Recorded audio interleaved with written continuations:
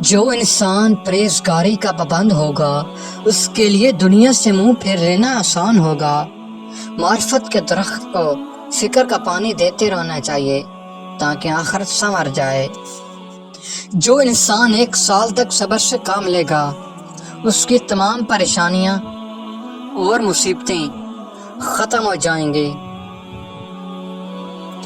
جس بندے کے اندر مروت نہیں اس کی عبادت بھی خالی خالی ہوتی ہے۔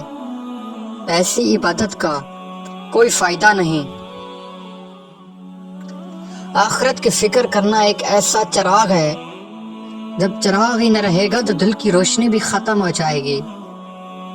یاد رکھو، انسان کی بہتری اور نجات صرف دین کی تابعداری میں پوشیدہ ہے۔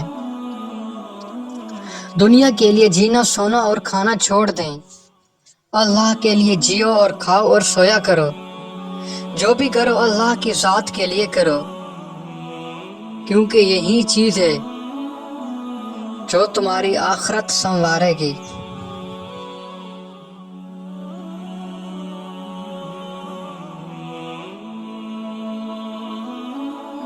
جس کے بیکار دوست ہوتے ہیں وہ کبھی ترقی نہیں کر سکتا، وہ ہمیشہ پیچھے رہ جاتا ہے اور دوسرے لوگوں کو ترقی کرتا دیکھتا ہے لیکن خود آگے نہیں بڑھ سکتا۔ جو بھی مصیبت آئے اس کا استقبال صبر سے کرو اور ہر نعمت کی حفاظت شکر سے کرو۔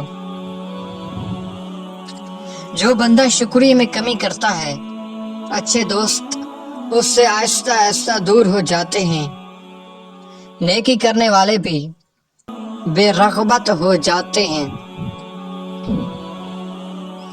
عمر گزشتہ کا کوئی بدل نہیں اور موجودہ وقت پیش بہا دولت ہے۔ اپنی بصیرت کی روشنی میں اس سے زیادہ فائدہ اٹھائیں۔ صرف 2 دانے رات کو چلغوزے کے چبا لو، 80 سال تک پٹھے کمزور نہیں ہوں گے۔